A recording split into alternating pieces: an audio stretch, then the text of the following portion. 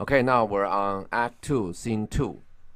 Let's sort out this mess a little bit before we go ahead. Polonius, at the beginning, he didn't want Ophelia to get involved with Hamlet. Now he changed his mind. He want Ophelia to get Hamlet to marry her.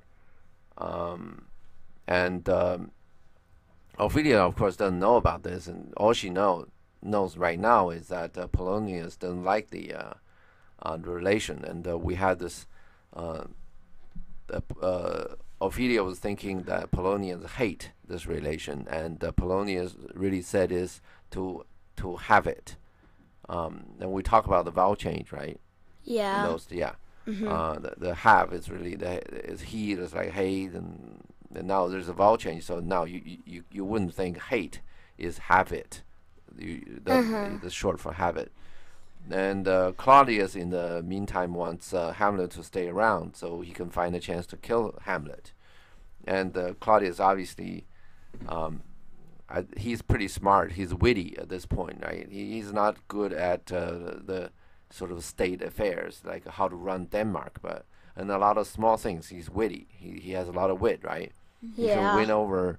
He can win over Gertrude, right? Gertrude, yeah, they got an affair with Gertrude before old Hamlet even died. Now, Hamlet, all he wants to do is to go back to Wittenberg and do his academic things, do his study. He doesn't want to be the king, it seems, but Claudius doesn't think so. Now, there's a lot of everybody is doing their own things, and actually in the real world, when you look at a lot of people, when you look at let's say if you work in a company, right? There's a whole bunch of people, and everybody's doing their own things. It's almost the same way, and it's very helpful and actually very interesting to find out who is doing what. And if you really pay a lot of attention to that, and maybe you wouldn't help yourself to write a play about different people and what they want, and then how these different desires and different actions interact.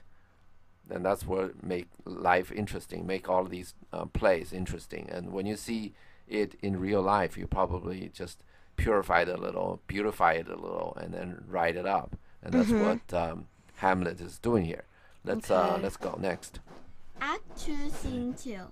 Flourish. Enter king and queen, Rosencrantz and Guildenstern with attendants. Okay, let's talk about Rosencrantz and Guildenstern. Rosencrantz in an earlier version is called Rosencross. Rosencraus. That's how it's spelled. Cross, you understand what that means, right? Yeah, like one line Like a plus sign. perpendicular Another. Right. cross another. Rose, you know what French for red? Rose. Yeah. E. The rouge. Red, But anyway, red cross. rose and cross. That's Rosencrantz, right? Rosencross or Rosencrantz. Anyway, rose means red, so it's basically means red and cross. What is a red cross? I have no idea. Dead? Hell? Or no. It's a Denmark flag. Really? Yeah. Cool. So essentially, Rosencrantz means Denmark flag. Let's look at Guildenstern. The Guildenstern is a little more complicated. Guildenstern, the thing by itself doesn't mean much, but in an earlier version, it's called Gilder Stone. Gilder means gold. Stone means Stone, rock. means stone, gold rocks, right? Probably nowadays you hear stone rocks. It doesn't mean anything to you, right? What's Yeah. that? But there is a story in those days that I'll make it very, very short. Okay, this guy named Frobisher. Okay, he sailed northwest of England. He's trying to find a way to cross the world, but he didn't. He basically bent over and reached Canada, and this place called Baffin Island in Canada. So he found these stones. It looks like gold, okay, shiny gold stones. Mm-hmm. And at that time, Spain has found gold and silver in South America, and they were getting a lot of gold and silver.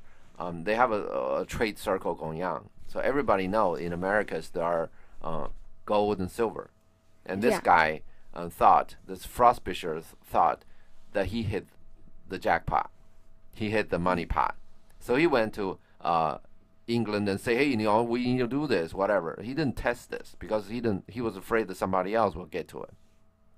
So before you know it, he got enough people to put money on it, the investment on it. He shipped about 1,500 tons of the stuff back to England. And only after this is all done, and they found out these gold stones really nothing. It contains absolutely no gold. It looks yellow shiny, but there's absolutely no gold in it. So it's pyrite? No. Pirate means you are like you're robbers on the sea. So you see a ship that's in the sea, you go capture the ship and then you take all the money, or you just take over the ship, and that's called pirate. And these people. No, I mean pyrite. The stone. Oh, I don't know. Maybe that's like yeah. Because in the field trip, when you pan for gold, they do pyrite painted gold. Oh, I see. Oh, it could be, yeah. Pyrite is a trick gold. Very possible. I don't know. But the point here is, when you say goldstone, nowadays people don't get anything. But in England at that time, goldstone means fool. Okay? Mm-hmm. Fool, yeah. Who is going to ship 1,500 tons of this stuff all the way from Canada to England without testing it first? They get so wound up on the wow, they got tons of gold. Let's just get it here before they even test the thing, see if it is gold or pyrite or whatever. So now let's look at this. Rosencrantz and Guildenstern, these two people always come out together. You think what Shakespeare is trying to say about this? Denmark. They're friends? Denmark fools. These two are Danish fools. You get it? Uh-huh. Okay. To make this joke a little better, right? They very often, the guy who play Guildenstern, they have a yellow blonde hair. And the guy who played Rosencrantz always got red hair. just to bring this joke a little further. Okay. A lot of directors, they do that to the actors. But anyway, let's go next. King. Welcome, dear Rosencrantz and Guildenstern. Okay. Moreover, that we much did long to see you, the need we have to use, you did provoke. Our hasty sending. The need we have to use you. We need the need we have to use you did provoke our hasty sending. Okay, now, moreover is interesting, right? Claudius just greeted the guy. Yeah. And he said, moreover. Oh, in addition to what? It's probably, there are people saying that, well, nobody really knows what Shakespeare is trying to do here. Somebody said that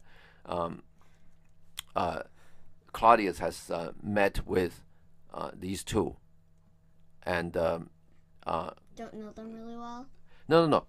There are people, they believe that Claudius met these two guys, these Danish fools. Yeah. And now he's like, moreover, whatever. Let's continue on that conversation. But if you read down this conversation, right? Yeah. All the elements are there. Normally, if you have talked to a certain person, right? When you continue on talking, certain basic facts wouldn't be there because you don't have to repeat it. Yeah. And those basic facts are repeated here. Okay. So I don't believe that's true. Right. I believe that Claudius just want to get over this. So he's doing moreover. He's like, oh, I don't want to do this. That kind of talking. Yeah. What's provoke? Provoke means provoke means cause. You make it happen. You made it so. Okay. Provoke our hasty sending. It means the need we have to use you. This is a really not a very nice saying, even from a king, right? We want to use you. Mm-hmm. Yeah. And that caused our hasty sending. You understand hasty, right? Yeah. So we send it for you really quickly. So do you think that Claudius actually know these people? No. These two? No. Why not?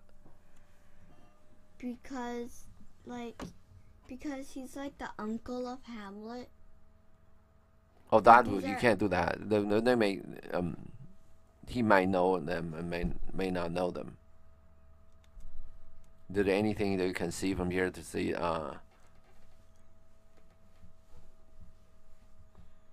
Well, anyway, I think use you here is a little bit. If they have known each other, they probably wouldn't use you, but that's probably a little bit. But anyway, far-reaching. But next, something. Something you have heard of Hamlet's transformation, so I call it. Yeah, so-called transformation. You know what that is, No. Leo? Yeah, so-called transformation. Yeah, transformation into what? Mad. Into Yeah, exactly. getting You got it. Hamlet mad and Yeah, whatever he's that's it, doing. yeah. Now he's getting it. Next, So Sith. Sith, nor Nor the the exterior, nor the inward man. Okay. Next. resembles that it was. Okay. Not the because, outside of the inside. Yeah. Not yeah. the outside. Sith. You understand what that means, right? No. Since, because, or whatever. Just think it's synth, because Sith is really sound like synth, right? Since. Not the exterior, not the interior, resemble what it is, what it was before. Uh-huh. You understand what that means, right? Yeah. Yeah. Next. What it should be more than his father's death, that this hath put him so much from the understanding of himself. Next. I cannot dream Okay. of. Okay. You understand this one? Uh, What should it be? like Yeah. why is Hamlet mad? Yeah. Because exactly. and the king says, like, is it like more than his father's death? He's like, is it like Anything more than that? yeah, anything Other like, than that. Yeah, other than that. And that does have put him so much from the understanding of him. I So cannot. yeah. So It's like yeah. he cannot like understand Why? why Hamlet is like Mad. why is Hamlet doing that to himself, Yeah. He and he cannot yeah. dream of it. He has put him. Hamlet has put himself from the understanding of himself. Means he doesn't understand him. He can't think straight anymore. He cannot understand himself anymore. Yeah. Then I cannot dream of what else more than his father's death. So basically, what Claudius is saying is his father's death. I think only his father's death caused him to go mad. But what else? Yeah, that's what Other it is. than I cannot dream of what more, right? More than Yeah. I cannot dream of anything more than his father's death, right? That caused him to so much from understanding, so much out of understanding of himself. Yeah. You get it? So next. I entreat you both that being of so young days brought up with him. Okay, now I brought you guys. Is it like I brought you guys because You guys were like Like- his friends since like he And you was were so really- young in Yeah. the young and days. you were really close to him? yeah, playmates. In those days, well, the problem with the king is, problem with the prince is you cannot really send the prince to out in the street and play with the other kids, right? Yeah. So they get playmates into their castle and play with them. And these two Danish fools were Hamlet's playmates, obviously. Okay. Next. Where's And Sith so neighbored to his youth. and youth. and haver. Okay. that Okay. When I say okay, that means that's it. Okay. Yeah, Abby. You know what Sith mean? Since Yeah. Since so neighbored, that Like- means close. neighbored like close, Yeah. like as your next door. To his youth or to his young, and behavior. Behavior or So behavior. you understand, you're so near him when he was young, right? And you're so His close. behavior? Yeah, You know how, like what Oh, he yeah. does when he was young, and you know like about his behavior. Yeah. Next. Your rest That you Vouchsafe. your rest. Huh? you vouchsafe. You vouchsafe your rest here in our court some little time. Okay. Vouchsafe, the promise. Okay. You rest Yeah. here, which means you rest here some little time, means you spend some time here in our court. You see it? Yeah. Okay. Next. So much as from occasion you may glean. No, so by your companies. Oh, some draw. little time, so by your companies to draw him on to pleasures Okay. and to gather. Okay. Said okay already. So by your companies to draw him onto pleasures. You know what that means? Like, since you gave him company, we That'll asked. make him pleasure. Yeah. By your companies, that'll draw him onto pleasure. Your Yeah, like, company. Your company, like, go talk to him, like, right now, might, let him spill Draw the him truth onto out. pleasure. Yeah. Yeah. Might, let him say why he's mad, and then maybe Rosencrantz will No, that's tell not the what truth. he's saying right now. He's saying you go talk to him and he hang out with you again. He might you might draw him onto pleasure, so he wouldn't be so sad anymore. And Okay. and And together, so much as from occasion you may glean. glean is when you harvest grain, right? Then there are Yeah. always leftovers. You go get the leftovers, called gleaning. Actually, when I was a kid, when I was in school, they always sent school kids to in China in those days. They always send kids out to glean, to pick whatever that's left over. So together, as much from occasion you may glean. That means Like, yeah. what? Go ahead. No, you go. Claudius had some efforts to figure out what Hamlet was doing. And now they send these two fools in to do gleaning. And whatever else that you may glean on. Hamlet. Yeah, right. Together so much from occasion you may glean. Okay. Next. Whether aught to us unknown afflicts him thus. Okay. Odd is... Huh? Odd, it means... I don't know. Angry. No, Like- anything. Oh. Yeah, you run into this word a lot, but odd means anything. Whether anything that unknown to us, right, afflicts him thus, make him mad. Get it? Yeah. So now this is the purpose of their gleaning. What are you gonna glean? You glean anything that unknown to us that'll afflicts him, make him mad. This is kind of a weird thing because these two fools doesn't know that what Claudius knows, what Claudius doesn't know, right? Yeah. He should just say whether aught, whether anything that afflicts him thus, right? Yeah. Unknown to us is really, I mean, what do they know, right? Unknown to you. Next.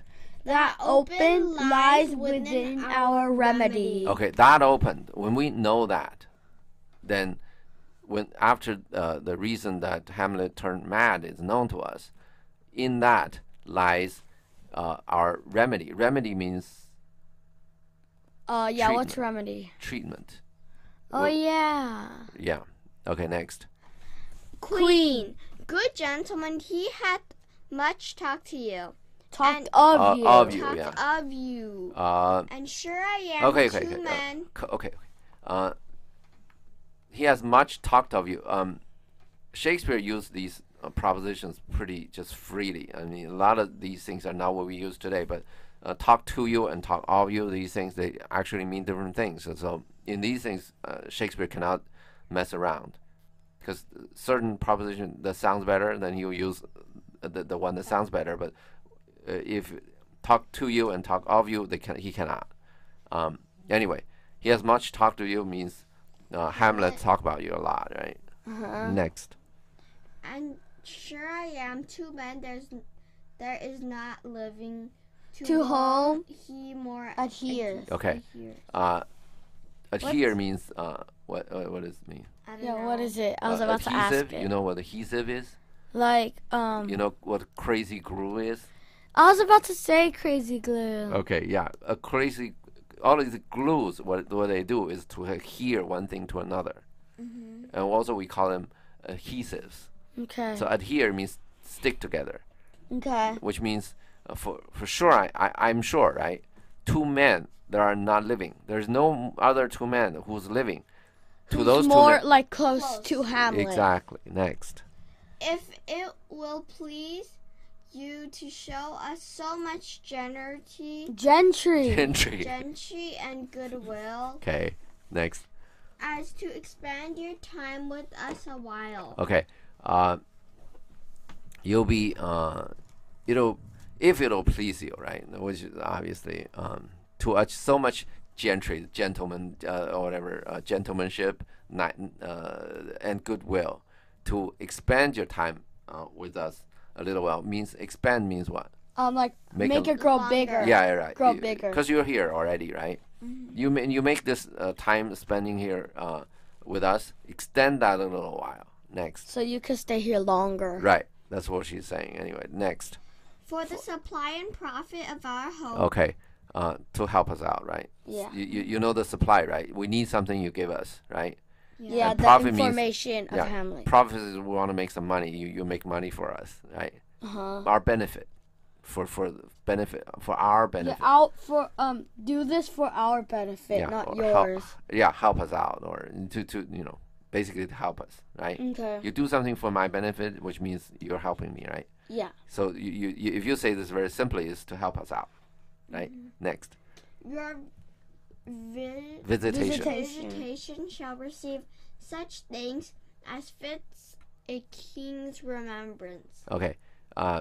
Your visitation, you do this favor for us, right? Obviously, to help us out. Yeah. That you will receive such thanks that fits a king's remembrance. Basically, in a royal scale, you will receive a big thanks. It's like thank you, smile, No, and like- a thumbs up, No, that they're talking about some real things, real money like or whatever. medals, No, real thing, not metal. Metal is basically money. Yeah, some maybe whatever. Give them a position. I Let them be I official. bet those fools will just unspend it up. The most sort of the best reward these people can get is, for instance, Denmark has probably different counties, different cities, and different villages.